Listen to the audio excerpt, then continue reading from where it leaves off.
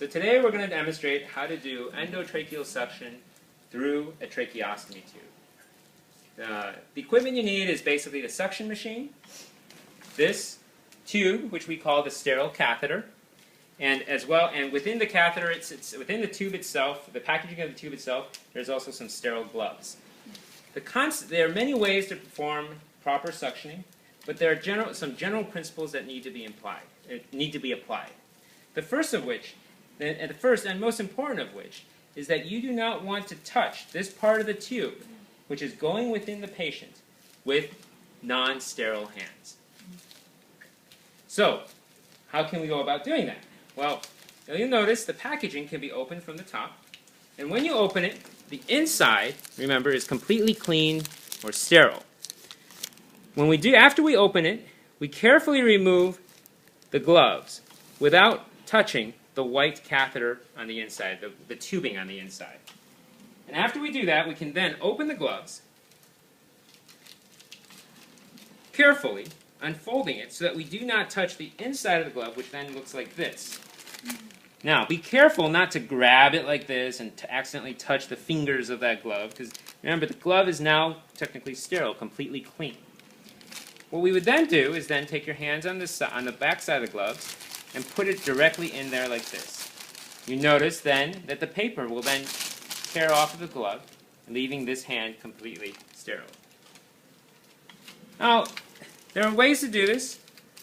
My preferred way is to grab the white catheter now, the tube now, on the attachment side like so.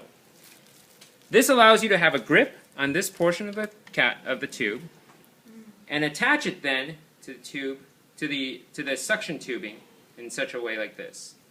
You can then use this to peel this off and/or hold this to control the tube. And the one thing is to have control of this tube so it's not flopping all over the place, is have this side holding this side holding this, and you can wrap it around, and that way it shortens the length. Now that the tube is wrapped up and you have control of the tube, you can then hold on to this like so and turn on the machine, which we will pretend to turn on for now. We're not going to turn it on right now because it's very loud and it'll get in the way. The next step is to then open the tracheostomy tubing like so. We would then insert the tube directly in with the opening out here open, so that the hole on the outside is open. We would then suction out by pushing our fingers on the hole and pulling back partially. Now, we would reinsert for a moment. You don't have to pull back all the way, by lifting up on the hole, pushing back in, and when you pull back, cover the hole. You go in, pull back, cover the hole. And then finally, you can pull it all the way out, like so. During that pushing in, so the general principle is whenever you are going in, you leave the hole open. Whenever you're pulling out, you can cover it up. You can cover the hole completely. So I was doing that rather slow. We'll now do it in full speed with the suction apparatus on and see if you can kind of catch the way we do it. Okay?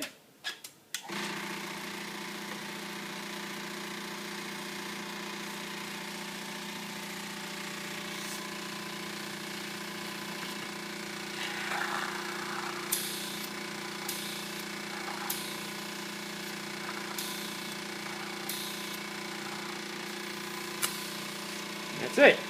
It should not take more than 10 seconds to complete the suctioning process. Now, usually, I'll just contaminate that, but usually my mom, or usually the patient, would like to wait approximately 10 or 15 seconds after you perform the suction, and then assess whether or not she would like more suctioning. And if she says that she would like more suctioning, you can then try it again by opening your cap, doing it one more time.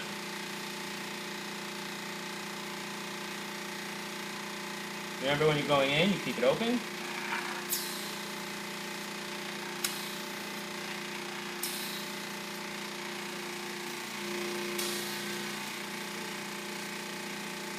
That's it. Dr. Chang, during this process, what kind of warning lights might we see on the ventilator device? There are a couple of warning lights that you might see. When you first let me turn off the machine first. When you first open the cap, the most likely light you will see, the first likely warning you'll see on the ventilator machine is the low pressure warning. And that's because the circuit would be open once you open the cap, meaning that the circuit's not connected. When you're suctioning it, oftentimes you'll have a cough reflex either before or after, immediately after the suctioning. During that, you'll get the opposite warning, which is the high pressure warning. Finally, she may also be breathing really fast, which may also set up the frequency warning. The important thing is to realize that during the moment of suctioning, these warnings, are acknowledged, but that they don't need immediate response. You basically wait until the suctioning is done and see how things are going from there. Okay? All right.